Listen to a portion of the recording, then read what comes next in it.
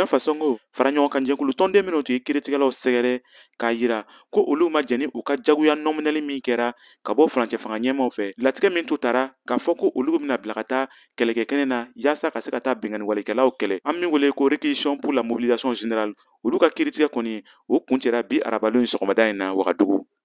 Hakililanjigira kiiri nin b'a tigɛ ko filanan yɛrɛ a fɔlɔ o tun kɛra kiiritigɛla dɔw ɲɛfɛ an min wele ko tribunal de droit commun. Nka nin kiiritigɛla nin tun y'a yira ko olu fanga tɛ se ka nin kiiri nin tigɛ. Olu kosɔn maa minnu jagoya nɔminɛlen don olu sera kiiritigɛla dɔw ɲɛfɛ an min wele ko tribunal administratif. Kiiri tigɛlen kɔ jo taara di maa minnu ma minnu jagoya minɛnen don n'an b'olu wele ko réquisitionné. Tribunal administratif y'a yira ko a dangani tɛ u ka se ka maa ninnu minɛ fangara ka taa ni olu ye kɛlɛkɛkɛnɛ kan. Maître Prosper Farama ale ye lafasalikɛla ye min t'o maa jagoya nɔminɛlen ninnu senkɔrɔma dɔndɔnna.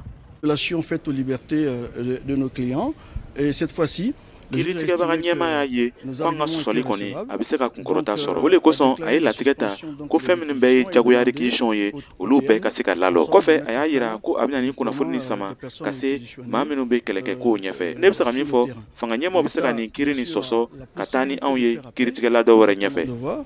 Si l'État fera appel ou pas.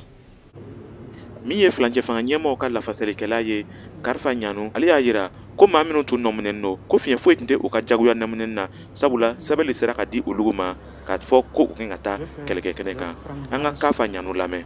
Évidemment, en tant que partie au procès, nous allons analyser froidement donc. Anw bɛna nin kiiritigɛ nin kɔjaabi sɛgɛsɛgɛ k'ale filɛ diɲɛma lɔri na k'a filɛ n'a sɔrɔla anw bɛna se k'a filɛ ko fiɲɛ baara ka taa ni ale ye kiiritigɛla dɔw wɛrɛ ɲɛfɛ. De procédure qui existe au niveau de notre pays. Nin kiiritigɛ min kɛra tuma min na k'a sɔrɔ mɔgɔ kura dɔw yɛrɛ jagoya nɔminɛna ka yira ko olu bɛna taa kɛlɛkɛkɛnɛ kan. Nin tun ye Kade Tarawele kumakan ye ka bɔ Wagadugu, Burkina Faso.